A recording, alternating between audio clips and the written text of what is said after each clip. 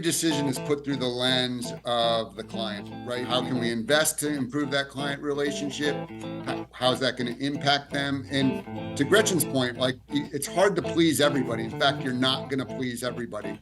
And so that requires some discipline, that's not even the 80-20 rule. It might be 90-10. But when we make decisions, how we communicate it, so everybody's aware of what went into the decision-making process and why, and then provide them options, right? Like, is this concept of change management, right? Like, they moved for a reason. They moved to Impexium to say so that they wanted to work like the old system, but have a new interface is not the answer, right? So technology, process, and people.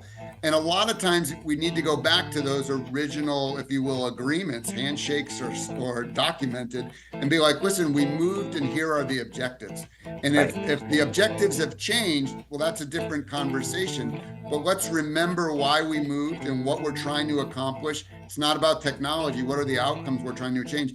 And I think in the past, it was harder for both sides to recognize change and the complexity of that. It was oversimplified, right? It's like, no, it doesn't work that way, right? Because it's touching so many different things.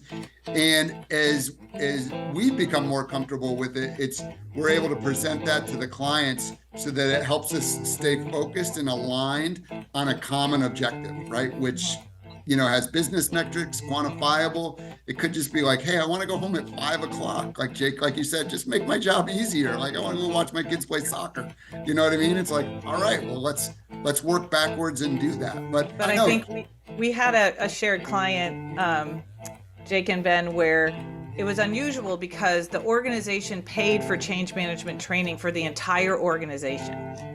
And the focus was on the change was the day of launch. So they said anything that happens during implementation is just change control. You're just moving levers in your product. Those changes are easy. So they counted change management on the day you go live. What is the adoption, the communication, and the process to keep people in the lane that you have just built? I've said all of us in the software world, we focus on changes during the project, and then we go away and it falls apart. And this client, the whole focus was, I don't want to hear about it. It's on launch day. What are you going to do? We made a lot of investment. In fact, launched a new department. That's a great example. Like we call them the client success managers, like basically put like your account manager post go live to then reinforce some of these best practices and like create the stickiness factor, have a health check, what's working, what's not, what are the goals, what did the board say are your 2024, 25, 26 objectives, how can Impexium's technology and services support you, right? So we've made implementing an AMS is very disruptive, right? And in fact, if you make the bad decision, it could be like career limiting in terms of how the staff views you, right? So we don't want people to fail, right? Like, we don't win by that. And account management, that CSM role, is actually where I built my skill set to grow into what I'm doing now. My job was to take care of existing customers, and there was too many to take care of, and they had just created this role. And basically what I did was I set up a monthly recurring call with anyone that would have me, because I couldn't actually manage all of these customers.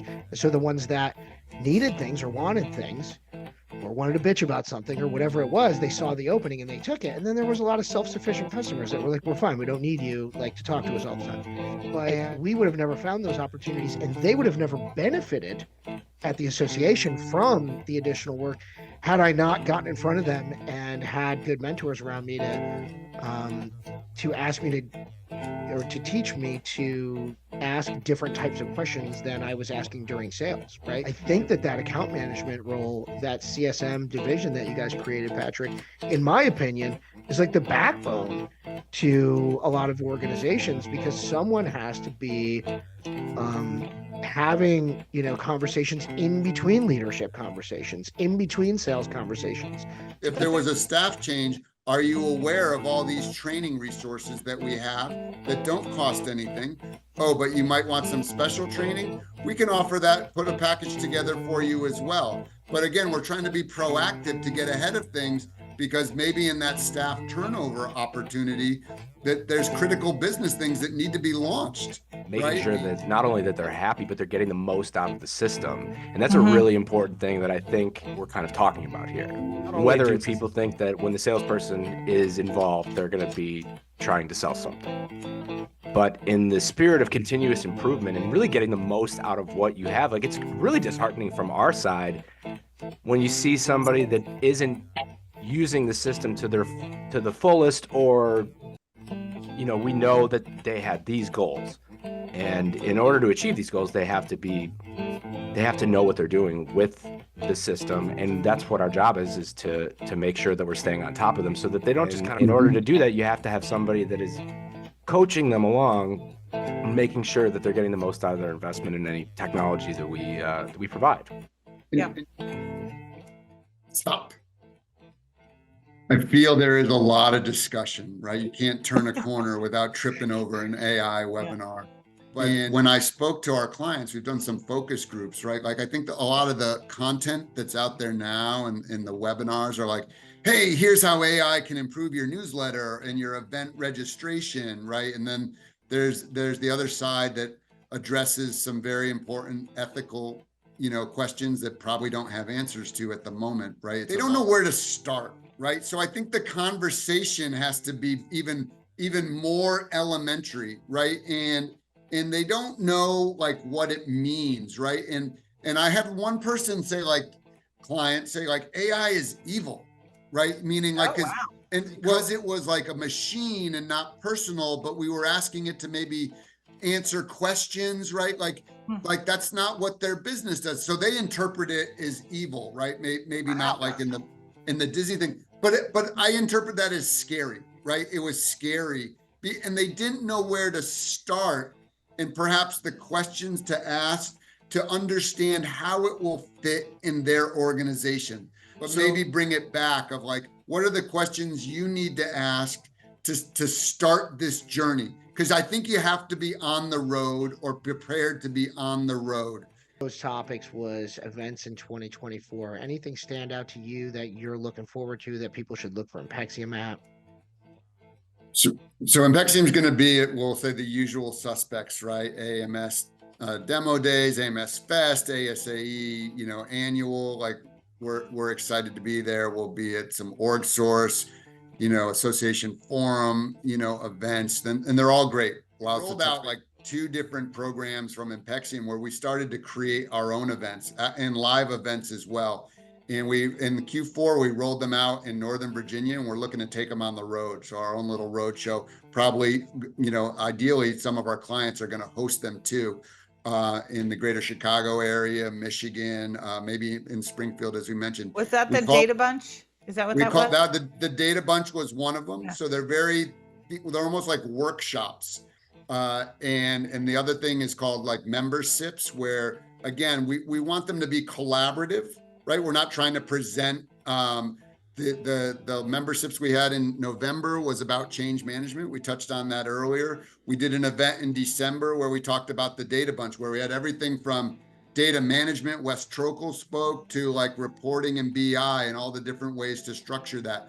We're excited about it, and it will evolve, right? We're going to learn from it. We've done one of each, so I don't want to sound like an expert here, but we're looking to grow it and then take it on the road, because, you know, we had them in DC, and, you know, some of our clients in Chicago and the Midwest were like, you know, I just can't fly in because it was between Thanksgiving and Christmas, right? We're all busy. We understood, and said, well, why don't we come to you, right? I want to say sincerely to Patrick and Impexium and everyone at Bill Highway, thank you for partnering up with us to be our annual production partner and our, you know, sponsor really annually for the podcast. We have had some sponsors for a few episodes, and the idea of selling sponsorships for episodes on a podcast, it's just not in line with our vision for what we want to do and what we wanted to do. And, you know, the fact that the podcast has kind of taken off a little bit like it has is really fun and rewarding, but we're all still really busy. And so to align with a great brand in the market for the long haul is really a lot of fun to us. And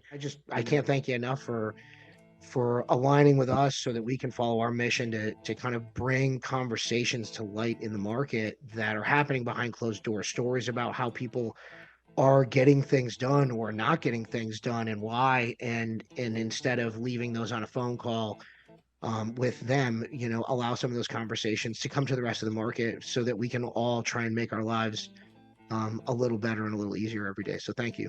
Yeah, thank you. Well, thank you. We're excited, from Impexium standpoint. Like I've already admitted, I'm a fanboy of the podcast. So, there's a personal benefit here, but thank you very much for the opportunity. And we're excited about the year ahead. I'm ready for you.